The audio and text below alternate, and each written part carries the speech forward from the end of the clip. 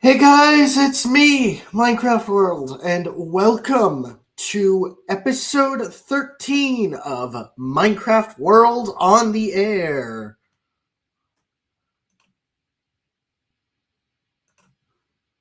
Alright. Sorry, just had to clear the echo for that. Yeah, let's do this. It's horsing time. So Yeah, I this is a thing that I've been meaning to do for a while now. I talked with my friend about this. You probably already know him, but yeah. Um, but before we begin, I just want to see who's in the chat. Hello, Nico. Well, boys, it's time to horse around. Yes, sir, it is. Hi, Antonio. What's up? What's up? Yeah, this is just going to be a stream with me and him. And if you guys have any questions, feel free to ask them in the chat.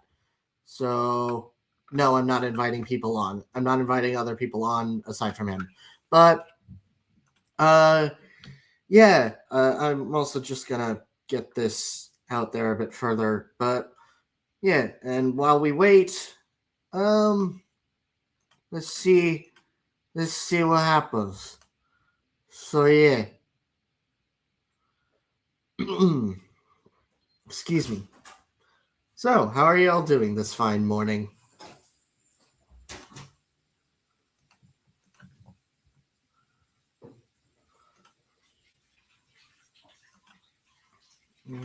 Oh, yes. And welcoming to the stage, the horsey horseman himself. Hi, Kaijikuru. I can't believe you all let me do this. You fools. You absolute foolish fools. Y'all have given me a chance. Yes. And I'm dragging you all down into the pits with me. Yes. Yes. Yeah. Okay. So, first off, how are you doing this morning? Or afternoon, or whatever time it is? It is a good day. Yay. So, yeah. Kuru finally going to more about. Don't? What the fuck was that? Wouldn't you like to know? Shit. Anyway, yeah. I am having a decent morning right now. Everything is cromulent, I hope. But yeah.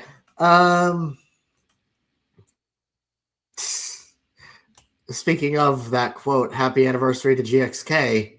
It's been 2 years. Jesus. Oh boy.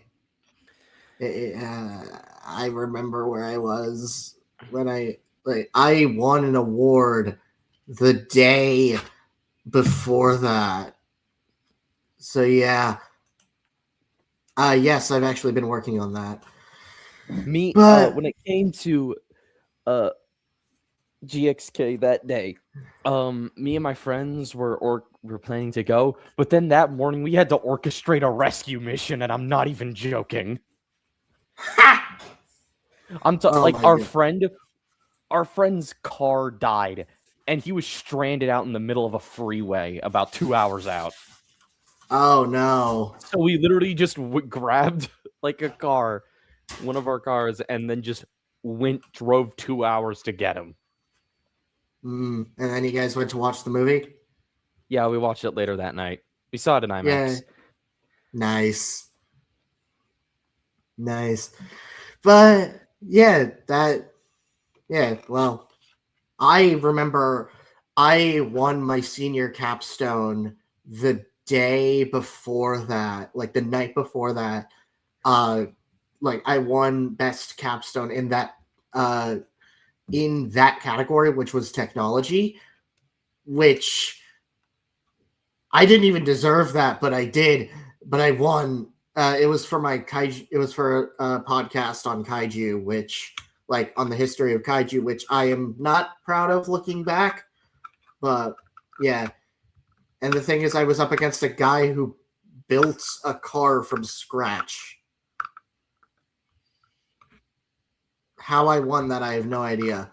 But yeah, and then the next day, I remember I went with my youngest brother, and one of his friends, and all three of us had the time of our lives. Like, the film is a mess and a half. We all know this, but oh god, that was such a blast. Where the hell did my ID go? But yeah. Where the fuck did that go? Oh, there it is. But yeah. So, GXK, that was fun. But different topic, though the movie released around the same time. Umamusume. Hey boy. So, yeah, so this is something I've talked to you about multiple times. I've been wanting to do this a while back, and now we're finally getting it over with. You have been showing myself, Nico, and Kaz Umamusume, and we've gotten through most of the series up to this point. We still need to go through season 3. So, yeah, Pretty Derby. That's like the only thing I haven't shown y'all. yeah. Everything I've Yeah.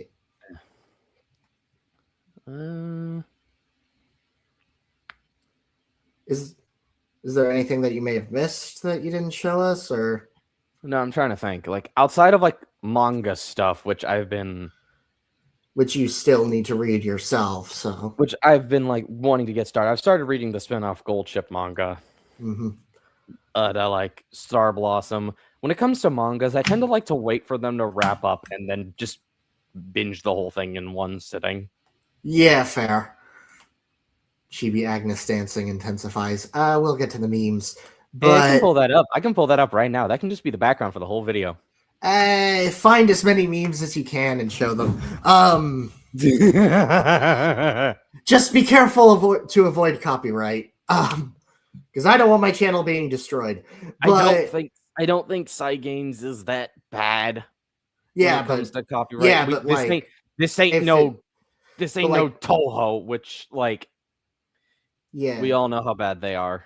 Yeah, but there still might be material that isn't from Cygames that is debatably riskier to have on the channel. Fair enough. But yeah. First, I think before we get started, I'd say give a quick overview of this series, what it's like, and what got you into it, just for context for those who are new here. Well, as far as how I learned about the series, it kind of started with how a lot of Western fans have been learning it, and it is the game's international release. Umamusume's been around for a while, actually. Actually, the series technically is celebrating its 10-year anniversary.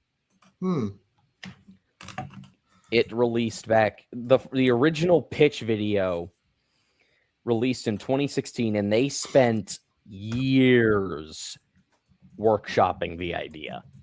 It had like many years to cook in the oven.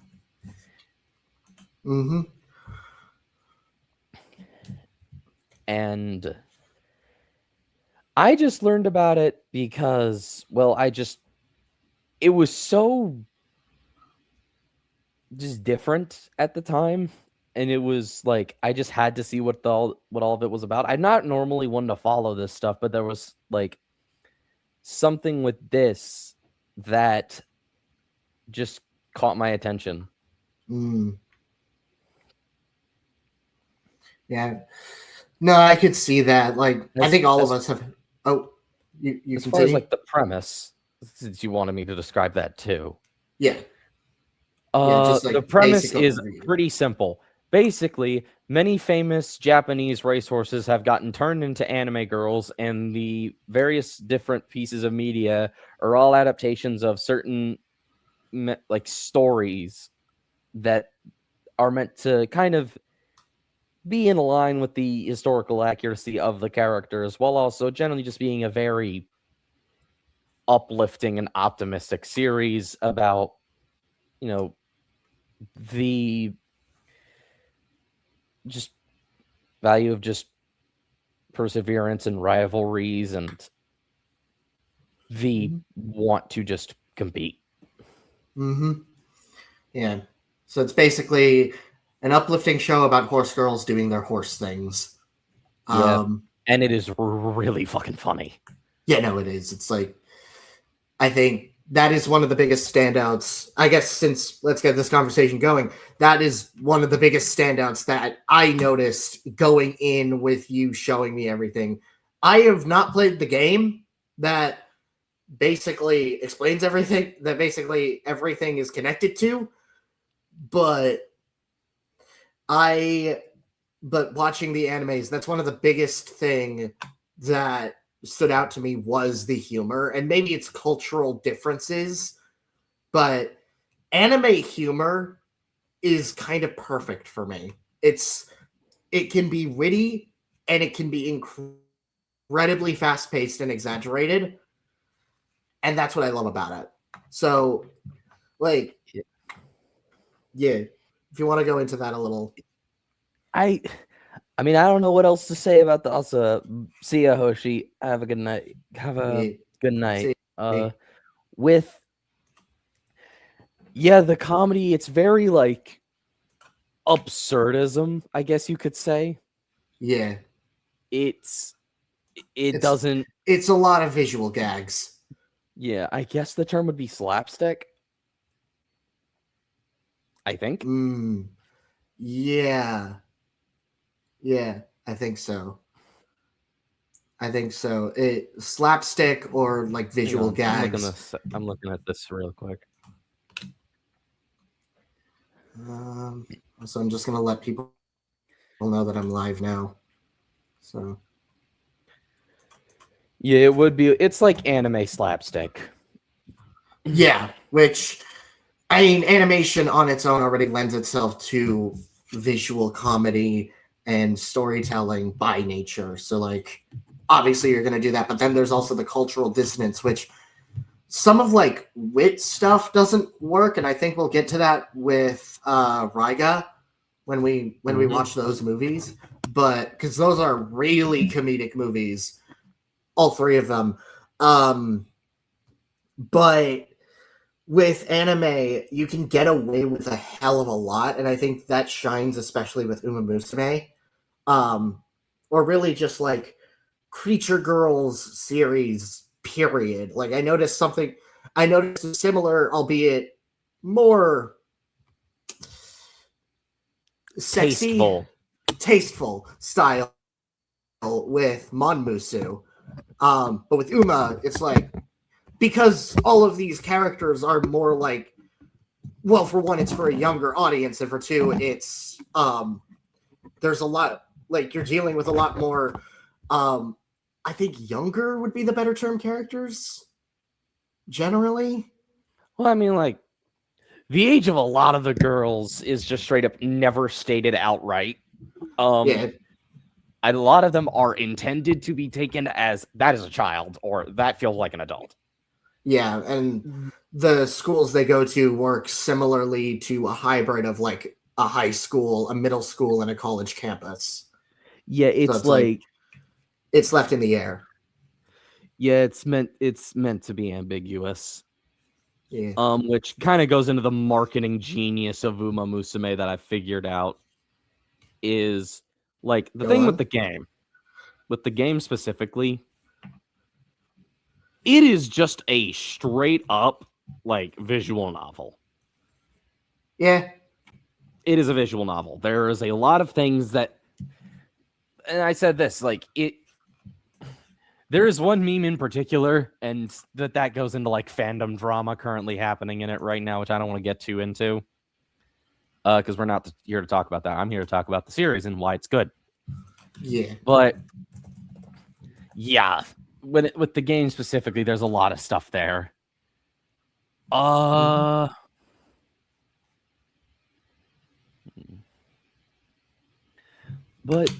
yeah, I guess now we can start talking about my history with the series. Yeah, go ahead. All right. Feel free to spill on as much as you can and talk about what every aspect that you like about it. as much as you can. Because I think we'll get into the characters and stuff later. Oh yeah, because there are a lot of them that I like. But I guess I started, my introduction was the game, and then I learned about the anime. And I started with the game, played for a while. And then, just as I continued to play, I then found the anime, and I started watching it. I started with Cinderella Grey. As I think you can, like, do you want to, me to, pull up visual aids or something? No, it's fine. I mean, you can if you want to, but it's fine. It's fine without them. I just, kind of show what they're, I'll just, show just to... Give me just a sec.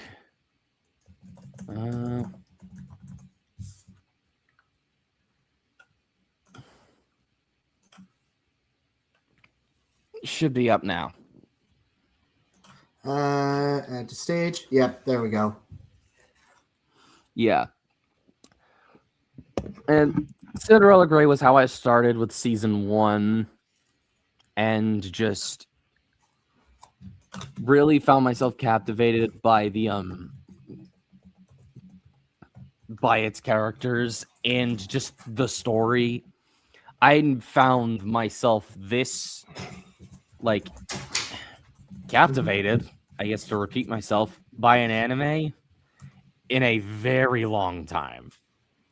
It helps that Oguri Cap here is, I think, one of the best protagonists we've gotten in any anime in a very long time, despite her being a remarkably simple character. It is in that simplicity that she is absolutely hilarious.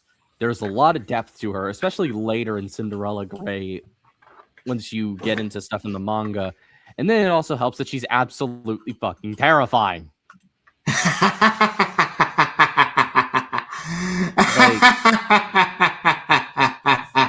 Look at this. That's animation. That's animation in its best forms. Yeah, Oguri is. Yeah, and it's just kind of that's really it. That's when it comes down to why Oguri works. Then you also get into. I don't want to say too much about the story in the manga because I want to wait till I show y'all that with well, later on in the story, her main struggle is identity. Who am I? And the kind of struggles of seemingly kind of a hometown hero, which is what she is, and what happens when you become a celebrity. Literally starting from not starting from the absolute bottom, but just from the bottom, and you've come to the top. And it's how do you grapple with who you are? And at the end, she just accepts she's Oguri Cap.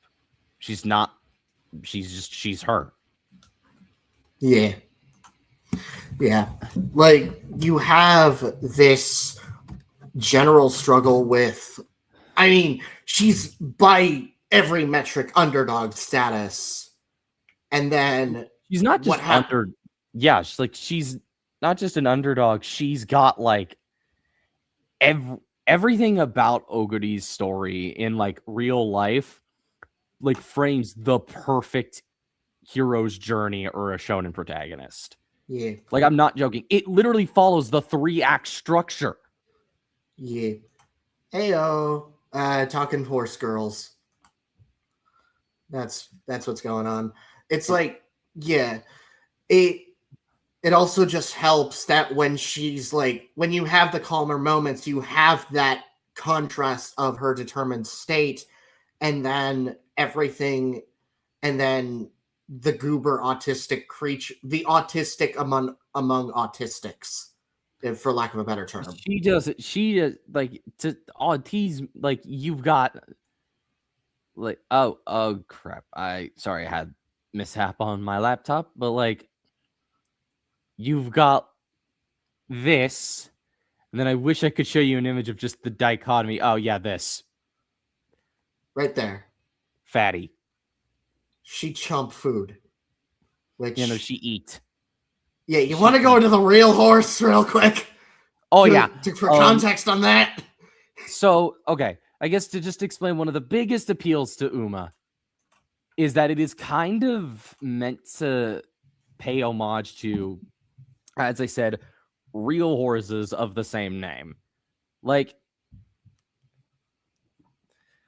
so there is the real life Oguri Cap, which, I mean, and that literally second row, there she is. God, hi. There. Yeah, and this is a cosplay of her. Yeah, this is like the image of Oguri everyone like sees when they first look up the actual horse, or this one. And like everything from like the designs to like the design of the characters, and like it's a very well researched franchise. Yeah. Everything from like the character design, it gets reflected in like even the jockey's silks. Like if you notice, you see the diamond headband that she wears? Mm-hmm. That's reflected in the jockey's silks right here. Yeah. But yeah, that's the case for like every single character in the series. Every like character is meant to have like some kind of, they pay homage to their IRL counterparts in a lot of ways. Mm-hmm. And Oguri is like a prime example of this. And it's why, if you're going to start with the series, Cinderella Grey's 2 seasons are like the best way to start, because it is the perfect encapsulation of what Umamusume is, if you have the time for the series. I guess it's like SpongeBob in a way where it's also well researched. I would say kind of. Because SpongeBob, because like it's not just that it's well researched, it's that there's obvious like love and care put into every aspect of it, not just in the like, the character design, but just in like the world that they've built. There's obvious like nods that show accommodation for the Umamusume as just beings, because like Umamusume in universe are a species. Yeah, and they. You continue. They're a species, and there are accommodations in the world, like phones that are designed for them to be able to speak into and simultaneously have ears. It's why they still have those old style of like landline phones, I imagine, because it's just easier to speak into them for like an Umamusume, because they don't have ears on the side of their heads. Like those are their ears. Like these are their ears. But there's also like separate lanes for, when you're able to run as fast as a car. Yeah. And it's just, there's so much, it's in the little things that you begin to tell, oh, this is made by people who care. But where are the zebras and donkeys, god damn it? I think that they still exist.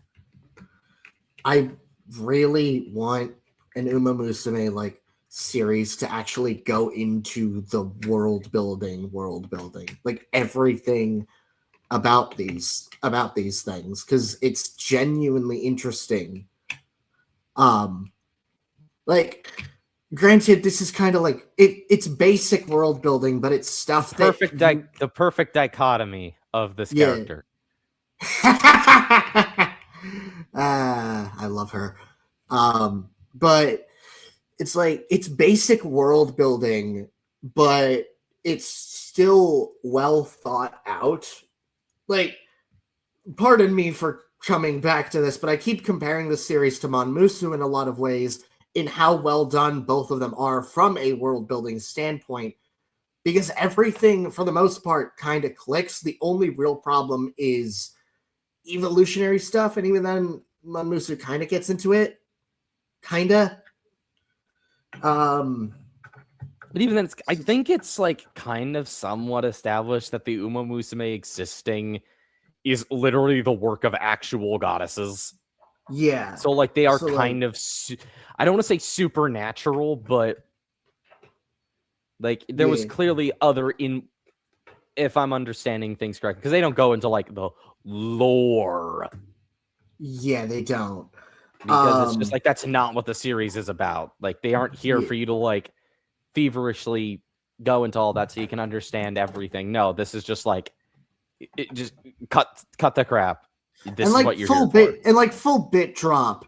That stuff is fun to joke about, yes, but like Umamusume's priority and its focus is on its characters. This is a character focus. I have no idea what I just walked in upon, but I'm afraid that I might get the wrong attention. No, you're not. Welcome to hell! No, this is not that kind of series. This is like... No, this is literally like just the most absolute... It is the most wholesome thing. Hello? It's more... Minecraft, you're cutting out. It's more along the lines of something like a sports drama. No, literally, it is a sports drama. Yeah, by all metrics, it is. Just instead of actual horses, it's funny horse girls. But with I don't want to say too much because genuinely, like, Cinderella Grey is the best starting point. Yeah, and I think a lot of people who start with the series, Oguri tends to remain as their favorite. Yeah. I mean, I still have my favorite. Do you want to get into Pretty Derby itself, or... Okay, yeah. I think I guess we'll go in, like, order of how I watched everything. Yeah.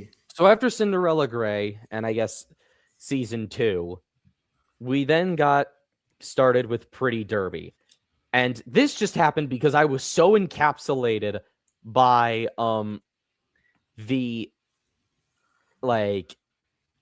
by Cinderella Grey that I just had to get more. And then I realized, oh, there's 3 seasons more. Oh, I got plenty of stuff to get through. And then we get to Pretty Derby, which is the baseline 3 seasons. Now, and you've got like 2 different eras to Umamusume like media projects. Because this was animated, I believe, by a different studio.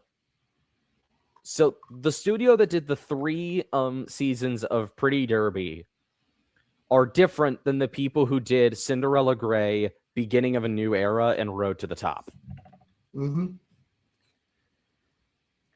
Like, because the people who did, Cinderella Grey, Road to the Top, and Beginning of a New Era, that is Cygame's own in-house animation studio.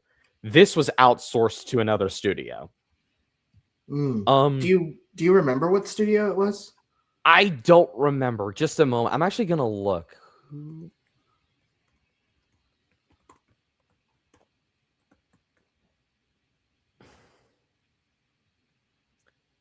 So season 1 was I believe a studio called PA Works. And seasons 2 and 3 were done by a studio called Studio Kai.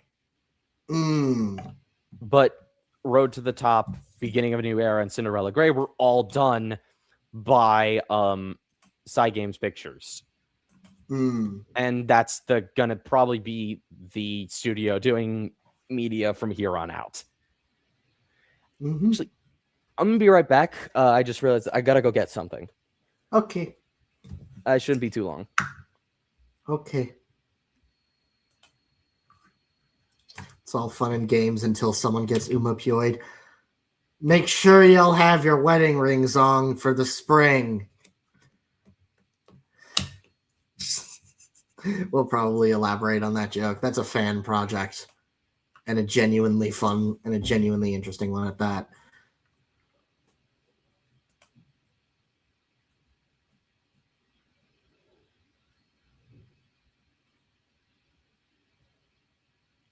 But yeah.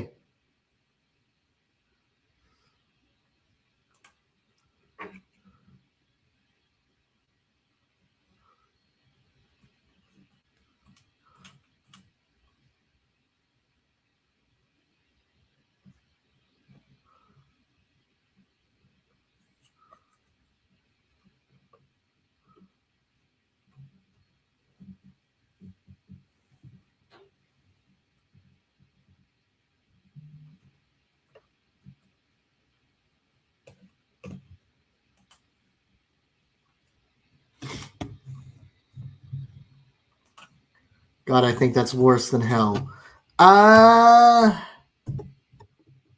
That's a fan project, but this is genuinely well done. Huns. Yes, Huns. I know. Oh, gee. But yeah, no, I just watch this series. It is actually really well done. This is not sponsored, by the way. None of this is sponsored. I want to clear that up. None of this is sponsored. Yeah. I'll be back in a minute. Okay.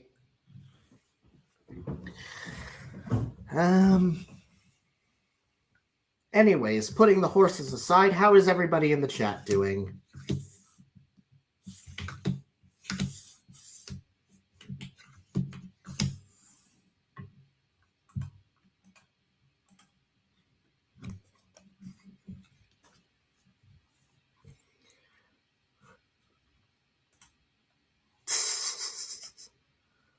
Yeah, we will get to that when we get to the movie.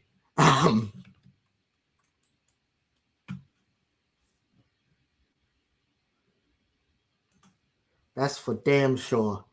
Yes. I have not played the game, so okay. I'm doing okay. Anybody else? I am doing just fine.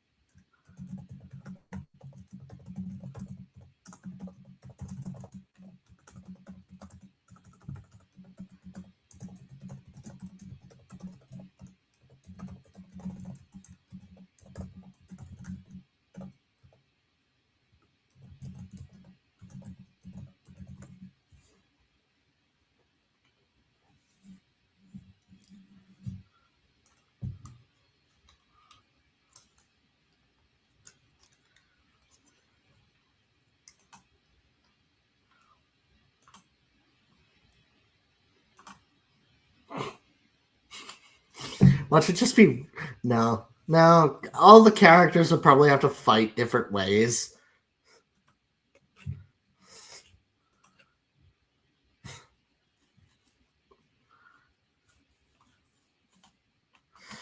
But yeah, I have my volume of Gaiatima coming up. I'm hoping to do a discussion stream on that once the anime drops. So yeah.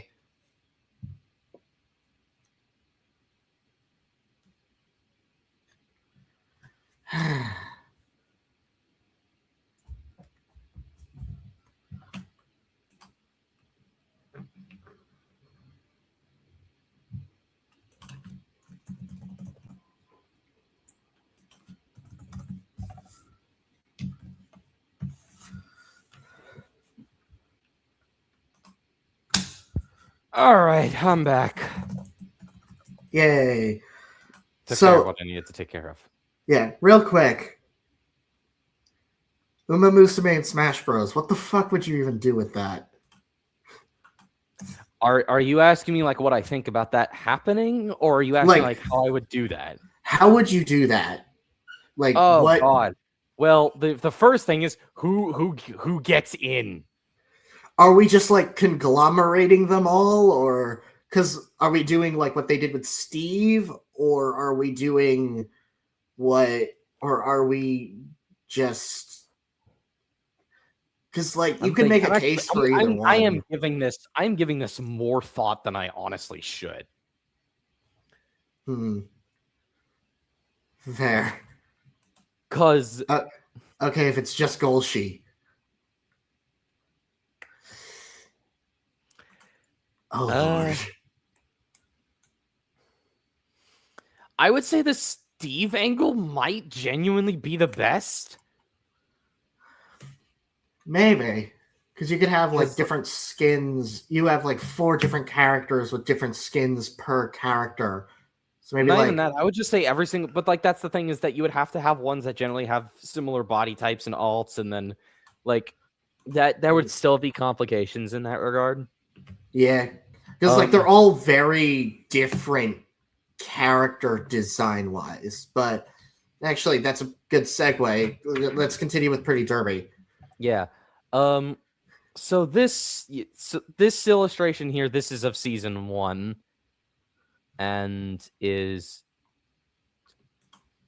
I would genuinely say, if you're gonna start with Umamusume, just the anime, I would say season 1 isn't a bad starting point. It's not bad, but it is not the ideal one. As I feel this is the franchise's baby steps. This is when they were still trying to figure out what this new idea even was. The game hadn't even been out yet. This was genuinely just them experimenting. It leans far more into, I mean, you saw it, the slice of life kind of cute girls doing cute things that is like the appeal of other animes like that. Like, I can't really think of many off the top of my head, but you know, other something like Kaiju Girl Caramelize. I think that would be the closest equivalent. Or if you're more in line with anime, I believe Azumanga and Lucky Star, if you're more familiar with anime. Yeah, that kind of thing. But so that is like the biggest thing with Pretty Derby, but I do still think Pretty Derby is still a worthwhile watch.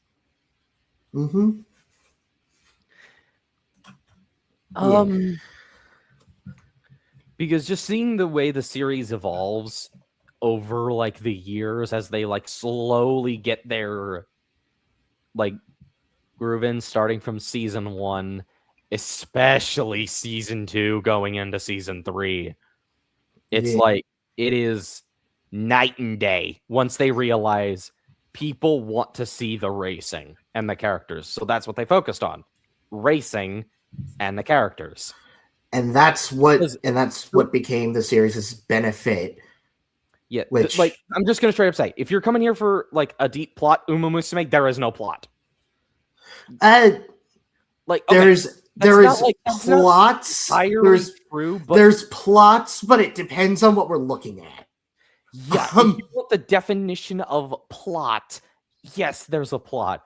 The plot of season 1 is 2 horse girls by the name of Special Awakened Silent Suzuka.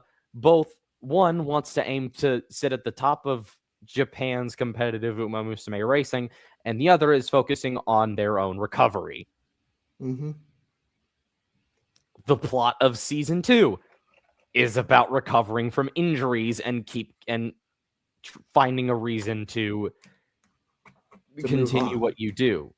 Yeah. Finding a reason regardless. Season 3, well, I haven't showed you yet, is more about accepting and understanding your own limitations. Beginning of a New Era is about a lot of things. Yeah. It's about like recognizing your own worth and not being full of yourself, but knowing your own worth. Yeah, and then Road to the Top is Road to the Top. I honestly don't know a way. It is probably got the most complex character work. Yeah, I think you might need to rewatch that one. And then Cinderella Grey is like fight is an underdog story by every metric. It's an underdog story that then transitions into like it's like, and that's why I like Cinderella Grey a lot, is because it goes into the underdog story, yes, but it also goes into what happens once you're at the top. Yeah. And how, like, ironically, that getting to the top, that was the easy part. Yeah. But with season 2 of Pretty Derby, I want to speak on that one a little bit. That one has my favorite of the characters. Teo. Yeah, I love Teo. Because of that similar dynamic, but also it showcases a lot of the writing strengths that this series has, where it's comedic. Yes, like by nature, horses are comedic animals. Oh no, they are. Japan is Japan, but it also it backs up and understands when to like let a moment hit. Like the sequence where they cheer Teo on was genuinely empowering. And then for me personally, when Teo was cheering up her friend, Megiddo McQueen, after an injury, it like that sequence was what hit me. So yes, it's comedic. In fact, season 2 early on is really comedic. But that's what makes the emotional moments pay off even better, because when the girls stop laughing, that's when you stop laughing too. Yeah, it's like suddenly wait, there's no jokes here. Why is this comedic horse show suddenly taking itself seriously? Because it is, in fact, that deep. Yes. And it plays itself about as straight as it needs to. Yeah, like it's just like, this is the world that we live in. Yes, it is absurd. Hi, welcome aboard. And I respect that a lot. Yeah, it's like it doesn't beat around the bush. It treats, I think, these athletes being injured with a lot of the gravity that it deserves. We see that early on in season 1 with like Silent Suzuka, but then in season 2 especially, that shows up. I wouldn't even just say that. I would say it does as decent of a job to humanize these characters as best as you can. Teo is about as average and enthusiastic as you can get. And then when you see that she's at the top in the first episode, you get that acceleration, which makes the inciting incident of season 2 all the more heartfelt. It just makes it sting. And like the whole point of season 2 is just, how do you keep going and just kind of accepting the reality of it? Because I would say Umamusume is a utopian kind of setting, but it is not like naive. Yeah. If that makes sense. It does not hide away from the reality of being a competition. Yes, a lot of these girls will never achieve their dreams, but it is how they keep going in spite of that makes them legends. That makes them human, even if they aren't entirely human. Yeah. That it's again another reason, like, for comparison's sake, it's another reason as to why Umamusume works on a characterization standpoint, because every single one of them, despite having their own instinctual quirks, has those human mannerisms, those fears, and those aspects to them that make them endearing and memorable to watch. It's just Umamusume is an ensemble story, and as such has more characters to work with, which I think that it has a lot of them. Oh, and they all have to be, and all of them have to be different. Yeah, they all have, like, I've said this before, Umamusume getting into the series has got to feel like getting into Transformers for the first time. Oh no, it is. Like, absolutely. That's like, because what do you mean these are all named characters with their own backstory? No, it's like Transformers, Bionicle, maybe even the Godzilla franchise for some of us. It's like, yeah, there are a lot of characters. The fuck you mean Godzilla fights a giant moth, a giant pterosaur, a three-headed dragon, a robotic version of himself? Is that a pile of pollution poop? Yeah. I've currently like checked, and this could be off slightly, but there's over 100. There's over 100 named characters. Jesus. And most of them are based on real life horses. All of them are. Like, I think only like maybe 5 are fictional. So that's still most. Yeah. But like, but you have that ensemble cast alongside the anthology structured nature. I believe Cinderella Grey is the only one continuously that follows one major character, and even then, it's like, well, like Pretty Derby followed the same like group of characters. Yeah, group, but not the same one individual. Cinderella Grey followed the same one individual. Beginning of a New Era, I believe, followed 2 of them. And then Road to the Top followed 3. Yeah. Like, Road to the Top jumped between 3 of them. So balancing all of that,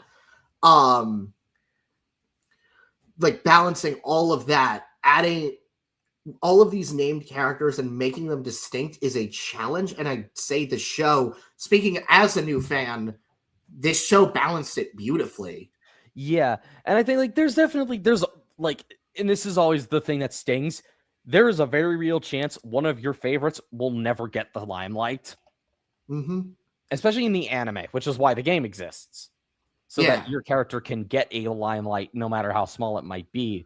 Because, like, my favorite character in the whole series, this one right here. Goldship. But, like, why? She's just so fucking silly. Mm-hmm. Like, not only that, like, yeah, she gets her, she gets her own spin-off manga, but that is a spin-off gag manga, not one genuinely about her character. But I would say, if you know anything about this is the horse everyone knows of first is Goldship, the one with the white hair who drop kicks you. Yeah, like that's the one that became, well, several of them became memes, but a lot. Like you got Teo became a meme, Goldship became a meme, Machikane Tannhauser over here became a meme. Agnes Tachyon. Yeah. Mambo. Favorite is it? Okay, you actually got me confused. What are you confused about, little bro? Explain. What must I educate you on? What's confusing you? No, like actually though. I think I'm assuming it's either the joke that Nico made about in relation to the Godzilla stuff. Because like I have a personal experience. Shout out to Rose Puppy. I was showing her the Godzilla franchise. She was curious as to like what Ebera's name translated to. Shrimp. And she was like looking through them. She saw the name Kiryu, and I had to explain what Kiryu was. Yeah. Oh, was she a Yakuza fan? No, she's a Transformers fan. Okay, because anytime I've had that happen, I've said Kiryu in conversation before, and Yakuza fans have been, I'm sorry, who? Godzilla fought who? Now I just I believe it if there's artwork out there of that Kiryu piloting Kiryu. It probably exists. I just need to find it. But like, yeah. So, anyways, where were we? Yeah. But yeah, like that's so like balancing these characters, and I think shall we move on to the movie or Road to the Top or whichever one's... hang on, there's one more thing I want to talk about this is I think the benefits of Umamusume's structure. Oh, yeah. Has, and I was making a joke when I said there's no plot, but like the plot of every single entry is extremely simple. And I think that works to its benefit. it doesn't need to focus heavily on a plot. I mean, yes, there's a plot, but it's not. I don't want to say it's not important, but the show's priorities are in its characters, in its character writing, the dynamics between them, and that is the emotional through line throughout the show. It is not like, oh, are they gonna win? It is, where will the characters end up after everything? Yeah, because like this, granted, I haven't seen that many like sports animes or sports shows, but I would imagine that's consistent throughout. Yeah. But with that structure, it uses that simple plot and simple basis and focuses primarily on making the characters endearing. Which, yeah, a lot of pieces of media do this, but it works but they do it because it works. And with a roster of 100+ characters, I don't even know how many of them show up in the anime, but like with a game, you can get away with it. With an animated series that tells a story, and you have this big of a world with this many named individuals, that even if they're showing up for brief minutes or single episode arcs, you're still gonna have to make them memorable in some way. Using that simple plot, you can still use that and balance it by characterizing each of them individually. And considering all of their quirks, put them in different situations and you figure something out. Yeah. So, yeah. I think we'll save the movie. Because I actually want to talk about Road to the Top. All right. Because I was shocked to see how genuinely into it you got. Yeah. This was like Cinderella Grey I enjoyed, but Road to the Top was kind of where I personally started understanding what makes the series work. I need to give it a rewatch, but what was the character that I was getting into? Like, who I was connecting with? Shit. Narita Top Road. Yeah, Top Road. Generally, just her story was portrayed in a way that made her engaging. And then you also have Tiamat O, and who was the other one? This one right here? Yeah. Admire Vega. You had all three of them were distinct in their own right, and they all contrasted each other in their own way. I believe Tiamat O was like the brash one. Tiamat O's whole thing was treating herself like the hottest shit. Yeah, and it was a thing that she played, but even then she had some level of humanity. Top Road, shit. I'm starting to forget the OVA. God damn it. So I'll give you a refresher. So Narita Top Road is like the main character, and her whole thing was the pressure of trying to live up to everyone's expectations and knowing that so many people have like put so much work into you. And like the pressure and the way it weighs on you when you don't deliver. Yeah. Okay. That is an experience that I and several others have had at multiple points. Like, I had to deal with that a lot last year because it's like that feeling of, am I doing this right? Do I understand what's going on? And like, that kind of outsideness, but also the fact that people worked hard, others worked hard to get to your position, you worked hard to get to this position, now you're here, what expectations are there to live up to? You start creating your own, if that makes sense. That's kind of what I was getting, and that's, again, characterization is the core part of this series and what makes it work. You have 100+ named characters. All of them have to be memorable, a simple story, and so you focus on defining their character traits and getting the audience endeared to them. Yeah. And I think Top Road was the best character for this. TM Opera O was my favorite of the bunch. She is just because I like how it pays off everything that happened in Cinderella Grey behind the scenes. With like Oguri Cap, even she doesn't get to really like achieve her dreams until the very end of the second season. And even then, that's like her third time making a goal for herself.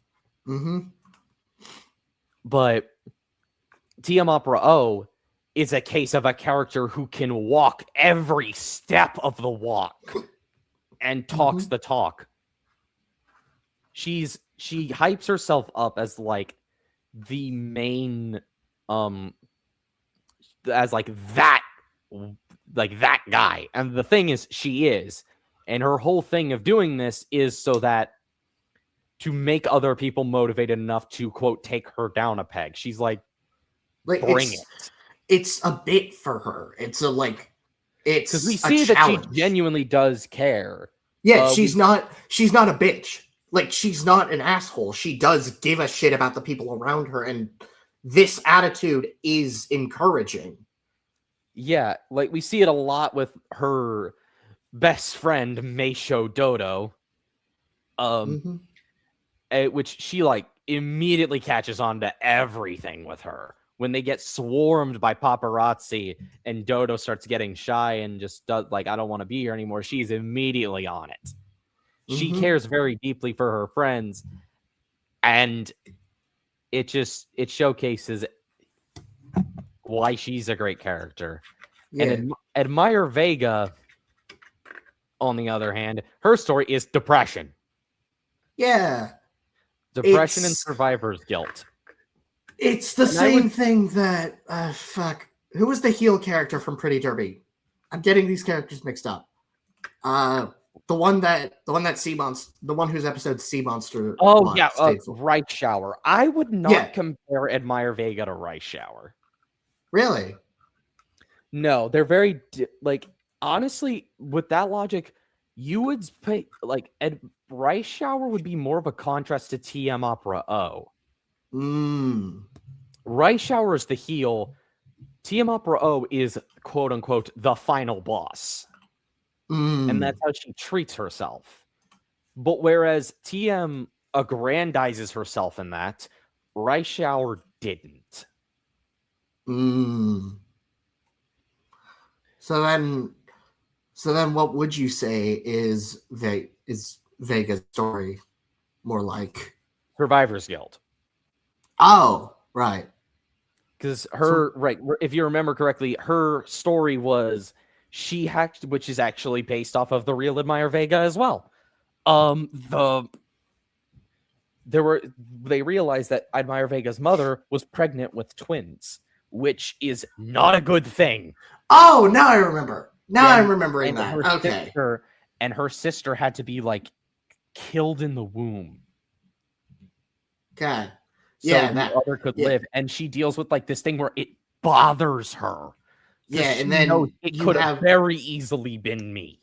And then you have the moment where she in her head, her sister accepts, tells her, "Hey, it's okay." Like she can actually heal, and she spends the entire series literally running from this. It isn't until the end where her moment of victory is ironically isn't the race she wins. It's the race after where she only gets third, because it's that one where she finally heals. Yeah. It was the GXK joke that Andrew was confused about. Okay. But yeah. And I guess now it is time to talk about what may very well be the best thing they've ever made that isn't season 2. Beginning of a new era. So let me before we get into the story and everything around it, I just want to ask, what was it like watching this theatrically? It was an experience. Like, I told you I have the Agnes Tachyon plush, which I brought, and everyone started cheering when it showed up. Yay. Oh yeah, also this. It's perfect. Official collab material, by the way. Let's go. Because they released around the same time. Yeah, GHK's theatrical release was at roughly the same time as this movie, as beginning of a new era. It's beautiful. It's I love it. This is absolute cinema. This could have been. Do you still have that one fan art of like the Uma race with every fast character running alongside them? Don't, but I can probably find it. Okay, see if you can find it, because I want to end on that note. Yeah. But like this movie, if you don't have time for an anime, this movie is the best way to see what the series is all about and why people love it. Gorgeous animation. Honestly, some of the best directing I've seen in an animated film ever. Mm-hmm. And I mean that with my whole chest. This, I don't remember who directed this. Shit. Actually, give me just a moment.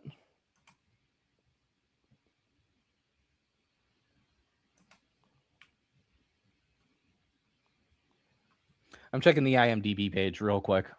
Okay.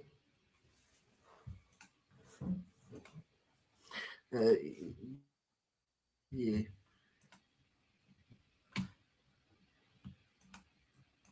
Yes, this is real.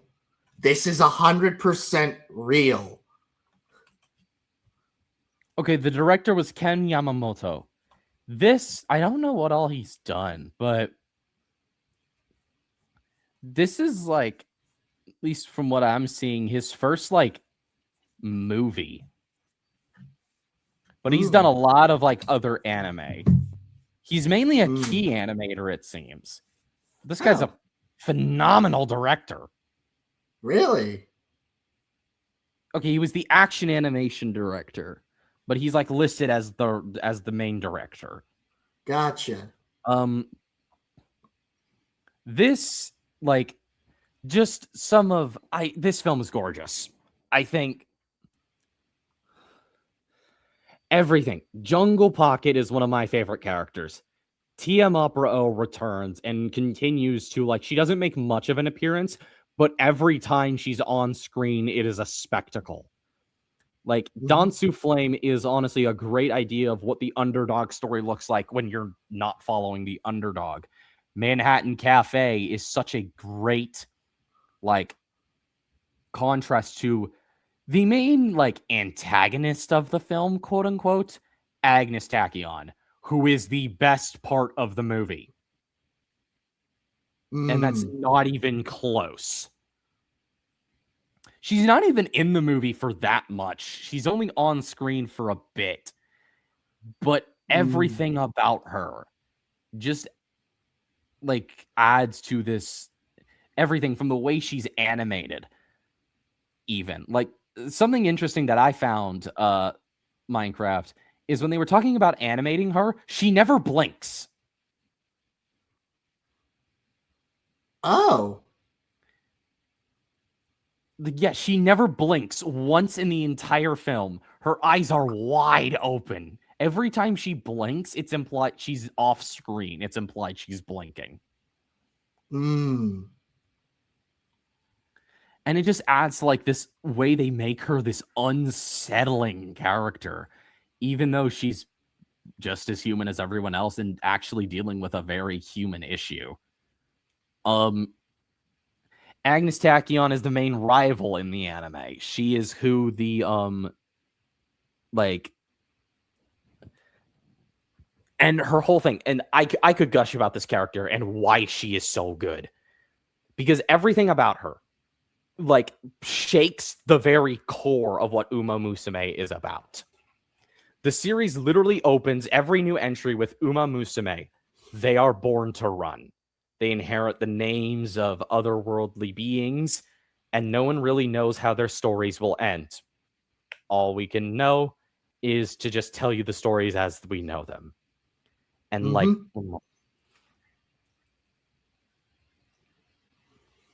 Agnes. Tachyon is the first character in the series to ask why. Why do we have a literal biological urge to run? Like, to just go as fast as humanly possible. Why do we like this? Is it the thrill?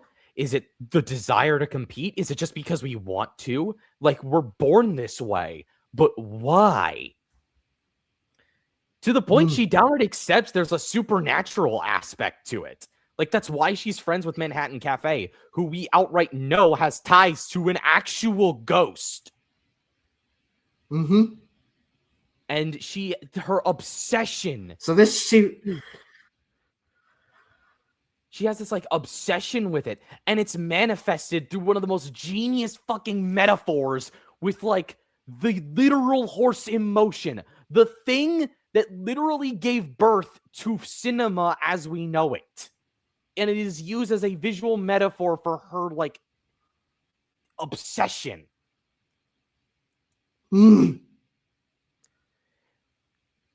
It's... And everything, just down to the It's well-crafted writing. Yeah, it is. She is one of the characters that just shakes the very core of what the series is about. Ref, do something. She's running on math equations.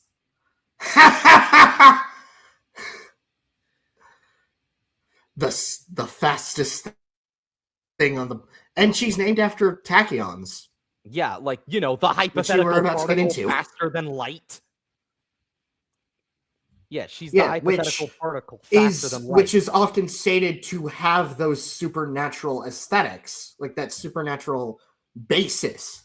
Not to her mention whole thing is that, like, a mad scientist. In the series, even, she is treated like, literally, she says, bask in the chaos that I leave in my wake. Because but it's interesting. She's portrayed as this, like, supernatural thing. This, like, this is like, it's not possible. How is one person this good? It's treated as, like, it's not normal. And then immediately, as soon as she reaches that peak, it stops. Because as we learn, after only 4 races, Agnes Tachyon retires. Which is, like, so weird. And the way it's framed in the film is, like... The way it's framed in the film is, like, I want to, like, get... Hang on, I'm going to see if I can find, like, shots from it. Why does this sound like an analog horror now? Do you want to go into the fan thing? Not really. Not really, no. I can't really find it at all. That's unfortunate. I'm going to look for it in another tab.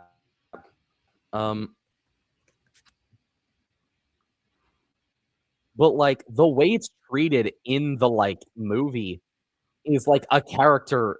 I don't want to say it, but it's literally like she's denying herself a biological urge. It's not fucking normal what she's doing. And it helps because, considering she's our antagonist, she's our foil, she denies Jungle Pocket of her dream, thus scarring mentally the poor girl. Yeah, like, she treats herself... And we actually learn why Agnes is even retiring. And it is that Agnes, unfortunately, has what is called a bowed tendon in her leg.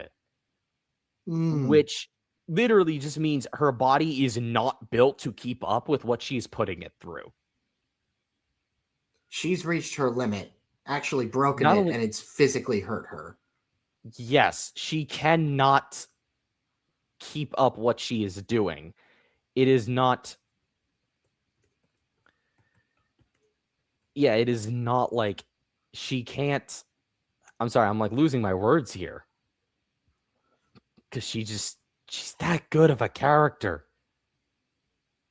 Oh, wait, is it actually still? Oh, wait, it's still on this tab. Huh. Yeah. Sorry, one moment. Sorry, I stopped sharing it. Can you readjust the format? One moment. Yeah, I can't seem to find any shots of it. But like this is yeah. She's like treated. I'm losing my words. It's the way she's animated in the scene. It's kind of treated as a I really got to be careful, like a sewer slide metaphor. A commit die. Yeah.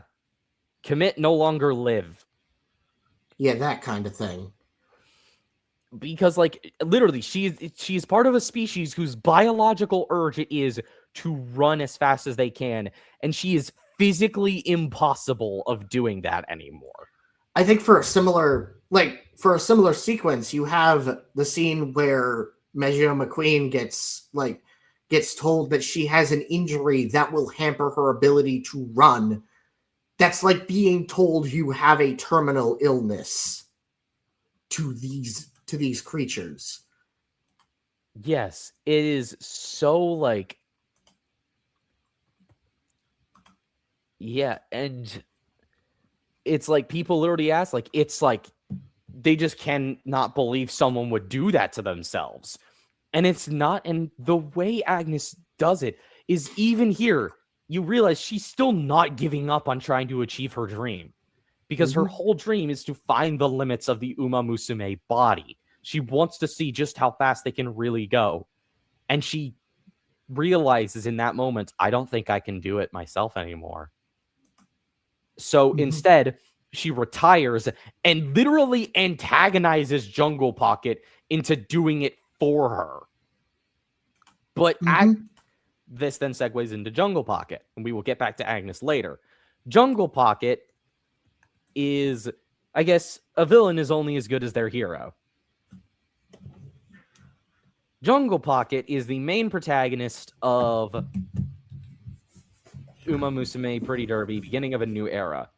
She is quite possibly meant to be the most generic shonen MC possible. And that's the point. Yeah, she is meant to be, she is a deconstruction. Now, unlike certain people who think that deconstructing it is all you need to do, it is an actually good, like, take on deconstructing a shonen protagonist. She's a loudmouth. She's boisterous. She literally shows up late to an event eating food, like the most stereotypical anime thing you can ever do. And whenever as we learn, she thinks, yeah, she's all that in a bag of chips. Which she's not yet, if not evidenced by Agnes. The first act of this film is literally embodied by this meme. And that's not even a joke. It's not until the end of, I want to say, the midpoint of the film when she runs in the derby that she actually does accomplish something that could be treated as her goal, and she kind of becomes that bitch. But she isn't happy because her goal of beating Agnes was never met, and Agnes has literally denied it of her. So it's basically asking, what if you physically cannot achieve your goal? Yeah, even though in some ways you ironically did. She achieved her old goal, but she can't achieve her new goal anymore. So her old goal rings kind of hollow. Because a big thing in Umamusume is rivals and the benefits that come with that. Like how having a rival literally pushes you. I'll be right back. Sorry. Gotta go run to the bathroom. Okay. I will be back in 5 at most. Sounds good. So, how y'all enjoying this so far?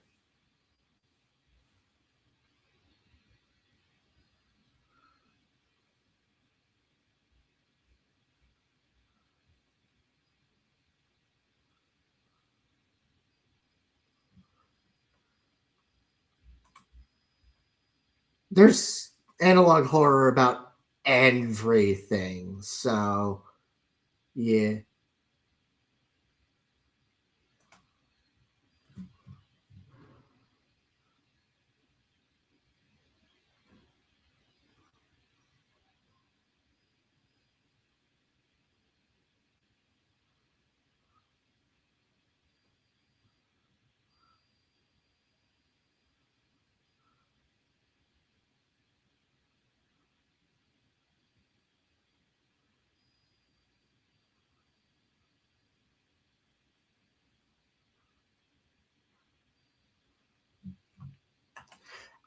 I believe it's somewhere. I believe it would be somewhere. Look hard enough and you'll be able to find it.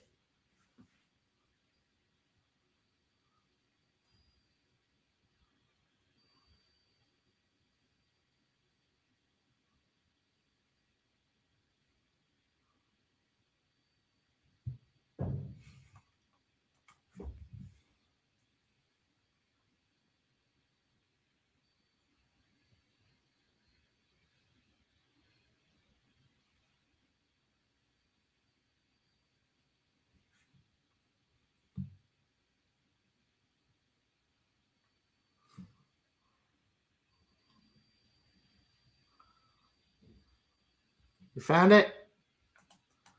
You found it? Oh my god.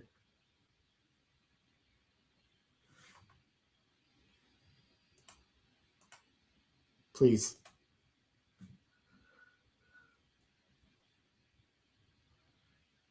Okay, I'm back. Sorry for the delays. You're fine. Imagine if we bro, I need with the fact that we've got a the fact that we got a like the fact that we got a like theatrical release, bro, I've heard it did well in theaters. I need a physical release. I would kill someone. Yeah. But anyways, as we were talking, right, deconstruction of the main of like shonen protagonist.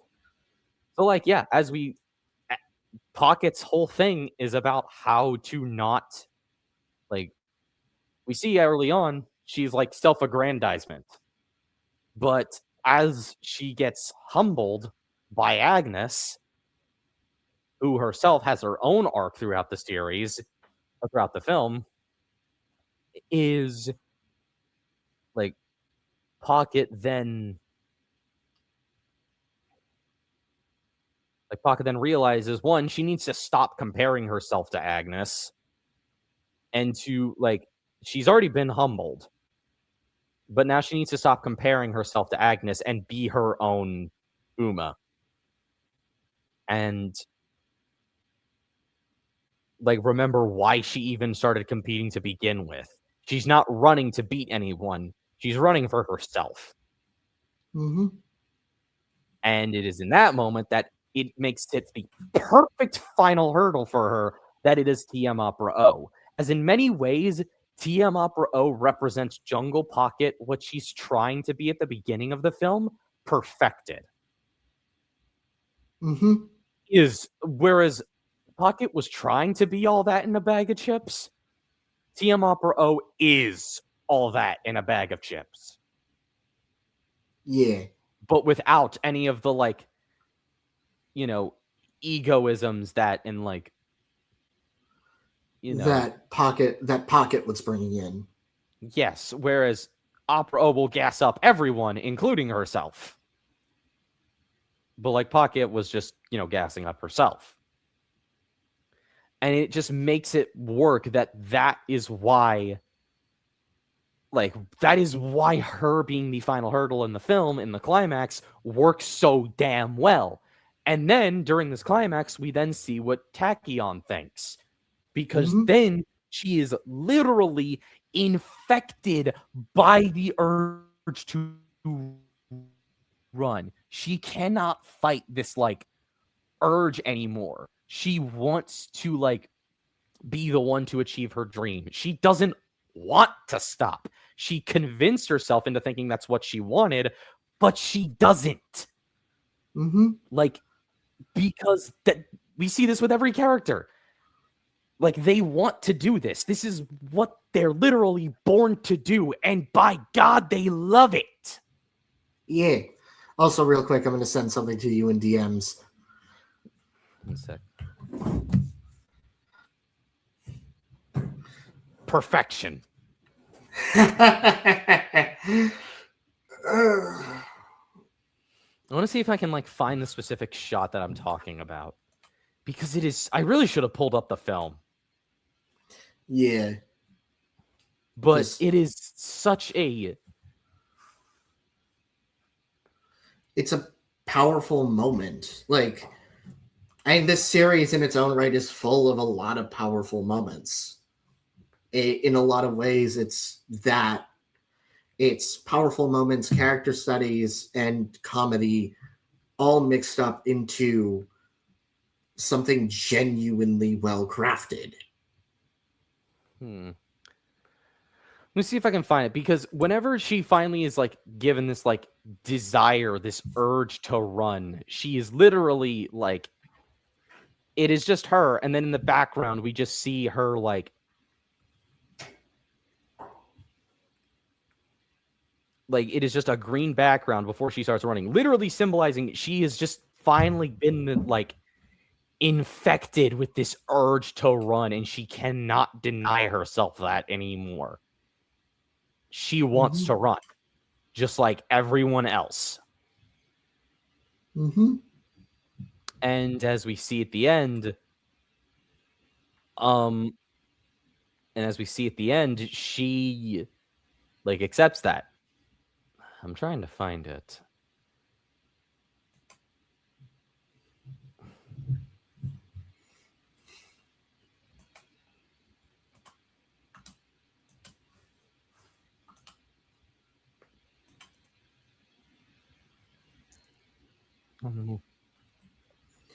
Oh yeah, Titanic Creations announced their Reptilicus. They just shut it off. Yeah, okay, I found the shot. I had to find a YouTube video for it, also talking about the movie. But this shot, this is what I'm talking about with the films like... And there we go. This. Yeah. Like this shot where she's literally just infected by the urge to run. And then she does. She just completely leaves the stadium to just go on a sprint. In spite, it's like, to hell with everything. And as we learn by the end of the film, because the climax and then the falling action, she is actually undergoing treatment to fix her leg, which she was already working on with herself. Because Umamusume at the end of the day is a very optimistic series. I feel, and that's part of the reason it works. Yeah, it's like, granted, like, whenever stuff doesn't go your way, it's always like, it's okay. There will be more opportunities for something like that in the future, or you will find somewhere else to go. Yeah. It's like, there's always another day. Yeah. And it is just so...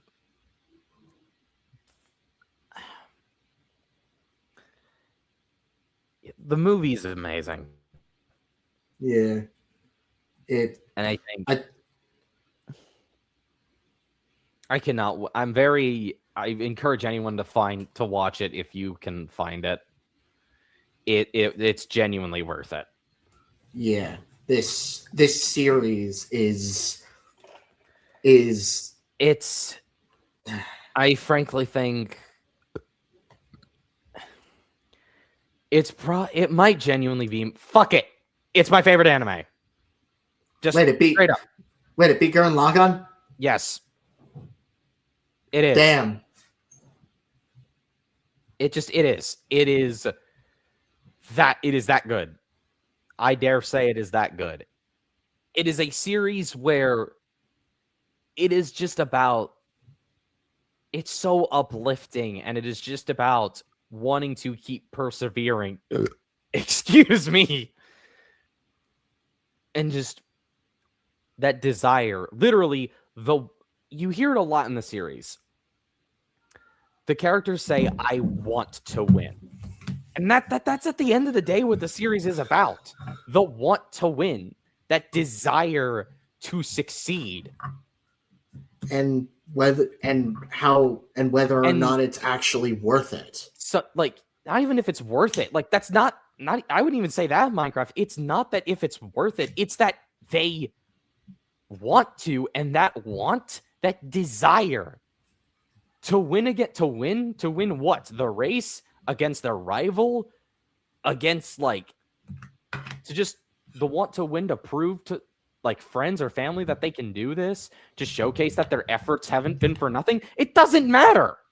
It's about just the want to win, regardless of the reasons, because that want is more than enough. Mm-hmm. Like, regardless. And it is that's what drives them. It is the want to succeed. That, yes, you should feel motivated to get up and go do that, because it is the reason life is worth living. In a world where I feel a lot of pieces of art are just really fucking cynical, borderline nihilistic, and just treat like everything sucks and your life sucks and you ought to just settle, is like, I dare say a series like Umamusume has more of a right to exist than a lot of other series like it. I would rather have a series about a pink-haired horse girl who ran over 100 times. Hang on one moment. I'm going to pull up one last thing since I'm talking about her. And also, did you find the meme image of the running characters? Or I didn't find it. I'd have to probably go looking through some old, like, through some older stuff to find it. But since, like, I have it here. But, like, a story about a character like Haru Urara. Yeah, I would rather have a story about a bubbly little pink-haired horse girl who ran over 100 times. I'm sharing my screen again. Oh, one moment. Yeah. Like, I would rather have a story about this girl, this little, like, pink blob of joy and happiness, who ran over 100 times and never won once. I would rather have a story about how her bubbly, never give up attitude and just always smiling in spite of it all, and that joy, that genuine just love of wanting to do this and how it motivates everyone else. I would rather have a story like that than a cynical bullshit story about a man who makes his life and everyone else's life around him worse. Mm-hmm. I dare say a story like this has more of a right to exist. It's like, I know you sent the image in DMs. I'm just trying to find it. You know, there is another thing I could end it off on. What? Oh. You'll see. One moment. But, like, I mean, that is a very profound message. That sense of finding a victory, even if you don't know why. You just like wanting to do it, just to want to do it. Anyways, honestly, since I can't find the other one, this is worth it. I'll see if I can. I will see if I can find it at some of the. It was really early into, like, you getting into this series, so it's probably going to take a while. But Andrew, what are you asking about? Yikes is actually in the anime. What the heck are you talking about? What the fuck are you talking about, Andrew? Nico is suffering in the chat.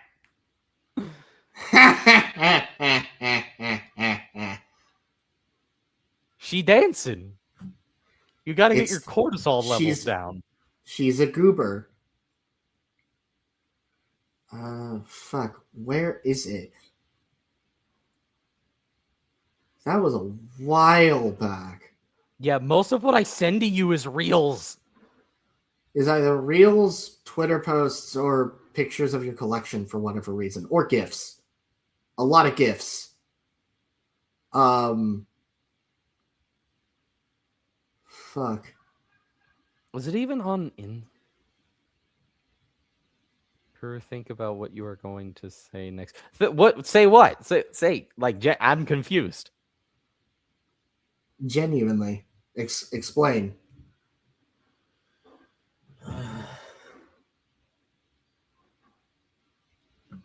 I know some of my friends have sent it. Give me just a moment. All right. Because I really want to show that off. Shit, I'm back in the Persona phase. It's so stupid. It is stupid, and I love it. Fuck.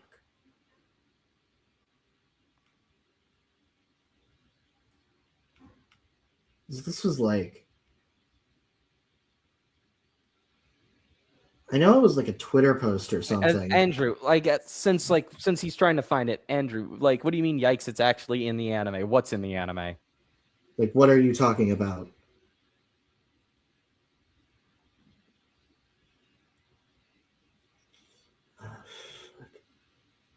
I cannot find it for the life of me. Shit. Hold on. See what's in the, like, see if you could find it in your friends' DMs. Hold on. Wait. I might have just gotten a lead. Oh.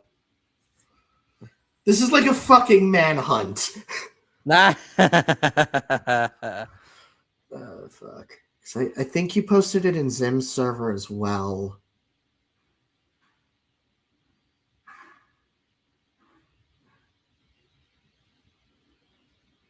One sec.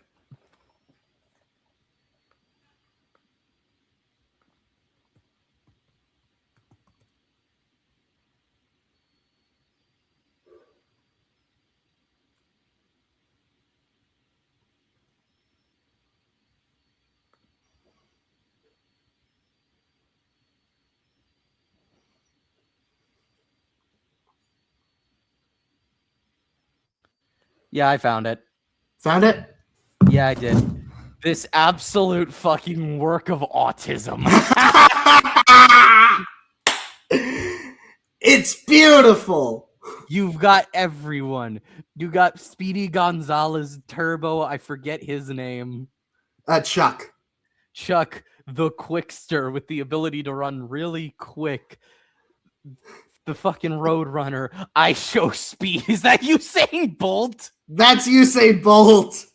Gold Ship, Rainbow Dash, Sonic Dash, Tom Cruise, Mayano Top Gun, The Flash, Sakura Bakshin, Quicksilver, Megito and Lightning McQueen.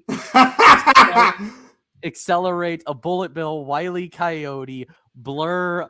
I can't tell. That's Birder right there. I don't know who that is. I think that's a Warframe character. Die with Scarlet, Vodka, the Scout, Red and Blue Scout from DF2, Earl, the cameraman. Is that fucking Huggy Wuggy? Yes.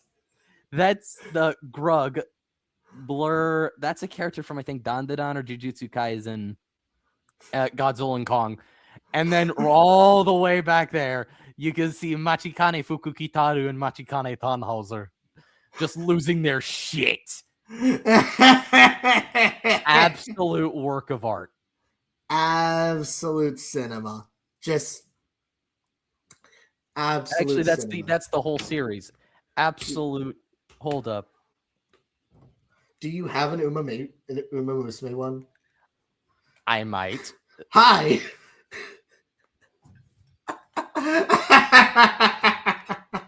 Bro is coming in right as we're wrapping this shit up.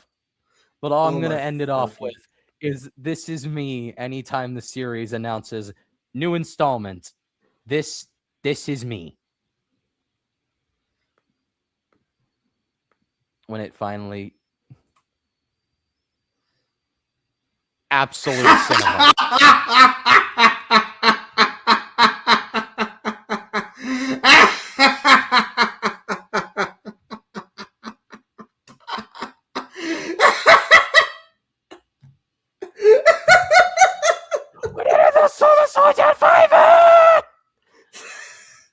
And with that, I think we should probably end it off. Do you have anything to show? I got 2 videos in the works. One's about Godzilla Minus Zero and GXK Supernova. And then another is talking about Gogmazios from Monster Hunter. I might honestly make something Umamusume related in the future. I definitely really want to. But go watch the movie. Go watch Beginning of a New Era. And if you can't find that, and if you can find it and you like it, go watch Cinderella Grey. Actually, go start with Cinderella Grey. The first 3 episodes of the series are for free on YouTube. Mm-hmm. Same with Pretty Derby. And they are a very fun ride.